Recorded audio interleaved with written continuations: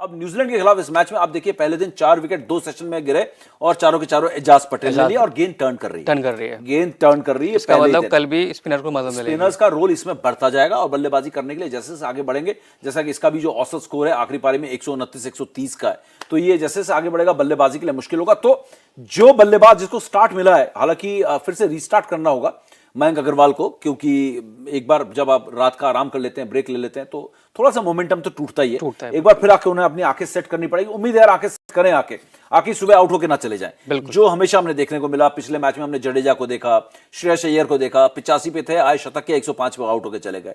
तो ये चीज नहीं होनी चाहिए। अपनी इनिंग्स को आगे बढ़ाएं, क्योंकि काम पूरा नहीं हुआ है। 221 से कुछ होने वाला नहीं है। फिर आप न्यूजीलैंड की तरफ भी उतना ही मैच रहेगा जितना हिंदुस्तान की तरफ रहेगा। तो जरूरी है कि ये मयंक अग्रवाल जो एक सेट बैट्समैन है, और रिद्धिमान साहू को हमने देखा है काबिलियत है, उनको भी सेट होना पड़ेगा। 28 रन पिछले कानपुर टेस्ट में तो सेट हो गए थे, यहाँ भी उनको सेट होना पड़ेगा और एक अच्छी पारी खेलनी पड़ेगी, पार्टनरशिप देनी पड़ेगी मयंक अग्रवाल के साथ में। अगर ये होता है तो हम 350 तक का स्कोर अगर बनाते हैं, बिल्कुल 2 सेशन निपट जाए तो 350 तक का स्कोर ठीक है न्यूजीलैंड को देने के लिए। विकेट बेशक गिर जाए, लेकिन 350 का स्कोर काम नहीं खत्म हुआ है। यहाँ पर मयंक अग्रवाल को आगे बढ़ाना होगा और जिम्मेदारी भी एक और है उनके कंधे पे सर। बिल्कुल। और एक और बात यहाँ पर ये भी है, मैं आज के दिन के बाद ये बोल सकता हूँ कि एक प्लेयर पर प्रेशर आ गया है। मैं गारंटी के साथ कहता हूँ कि एक प्लेयर पर प्रेशर है और अब उनके लिए मेंटल ब्लॉक को हटाना पड़ेगा, क्योंकि अब मेंटल गेम बनता जा रहा है। भले ही वो 70 शतक लगा चुके हैं इंटरनेशनल क्रिकेट में, विराट कोहली जिस तरीके से वो आउट हुए, जो उनके अंदर फ्रस्ट्रेशन दिख रही है, जो भूख उनके अंदर रन बनाने के लिए दिख रहा है, उनको अब यहाँ पर मेंटल बैटल शुरू हो गया है। दूसरी पारी में आएंगे तो उनके दिमाग में ये रहेगा कि मेरे से रन निकल ही नहीं रहे इस पूरे सीजन, एक शतक नहीं है पिछले 21 पारियों में, 21 पारियों से तो, और मैं 2 साल से कोई शतक नहीं बना पाया हूं। पिछले मैच में, पिछले पारी में 0 पे आउट हुआ हूं। तो विराट कोहली के लिए जो चैलेंज है ना, वो बढ़ गया है। विराट कोहली के लिए बहुत बड़ा चैलेंज है, और ये हिंदुस्तान के लिए अच्छी बात भी है और बुरी बात भी है, क्योंकि ये मेंटल ब्लॉक, कई बार आप इस मेंटल ब्लॉक के सामने लंबे अरसे तक स्ट्रगल करते हुए रह जाते हो।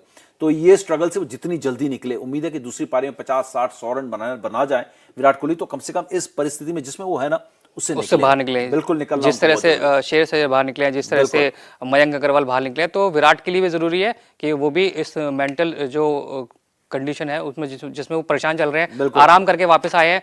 उम्मीद थी कि अच्छा खेलेंगे, लेकिन अनलकी भी रहे।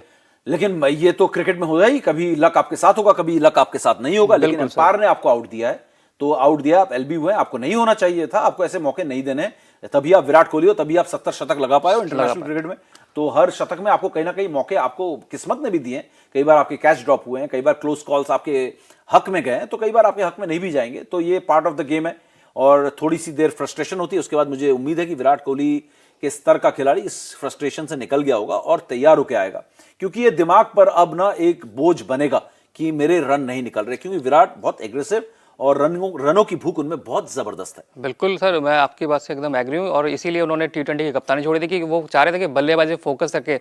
फोकस रखने के लिए आपको फिर पूरा ध्यान और लगाना पड़ेगा टेस्ट क्रिकेट में। और आपको अगर कप्तानी करनी है और आगे तक जाना है और भारत को एक अच्छे लेवल पे ले जाना है, तो आपको बल्लेबाजी करनी पड़ेगी। कप्तानी अलग जगह है, बल्लेबाजी अलग जगह है। बिल्कुल। तो कप्तानी के साथ साथ आपको बल्लेबाजी पे भी पूरा फोकस रखना होगा। और इसका दूसरी पारी में तो सर मुझे लगता है कि विराट कोहली आएंगे और कुछ रन तो जरूर बनाएंगे, ऐसी मुझे उम्मीद लग रही है अंदर से। बिल्कुल बनाना चाहिए उनको, नहीं बनाएंगे तो वही हम उसी पर बात कर रहे हैं, वरना फिर वो डिप्रेशन के मरीज हो जाएंगे। डिप्रेशन तो उनको नहीं होगा कि नहीं पता नहीं, लेकिन गुस्सा जरूर उनका बढ़ता जाएगा, और गुस्सा बढ़ता जाएगा तो फोकस वो ज्यादा करेंगे। और ज्यादा फोकस में ये होता है कि हम देखते हैं कि एनर्जी आपकी ज्यादा जाया होती है, और जब एनर्जीज जो है आपकी ज्यादा लगाते हो, तो आप मेंटली आप थकते भी जल्दी हो। आप 50-60 रन बनाने में आप इतने थक जाते हो, जब पिछले 3 साल पहले की आपकी इनिंग्स देखेंगे, आपको डबल 100 बनाने में इतनी थकान नहीं होती है जितना आपको 50 रन बनाने में थकान हो जाती है, क्योंकि आप मतलब पूरे बॉडी की एनर्जी, जितने आप में ताकत है, मेंटल फिजिकल, आप पूरा उस गेंद में फोकस करने में, बैटिंग में फोकस करने में झोंक देते हो, और वहां पर आपको प्रॉब्लम होती है। आप फ्री नहीं खेल पाते हो, आप एंजॉय नहीं कर पाते हो जो आप एंजॉय करते हो। आप फ्री फ्लोइंग क्रिकेट खेलते हो, आप में कोई दिक्कत ही नहीं, आए ठा ठा ठा मारा, राइट लेफ्ट 360 डिग्री बैटिंग की,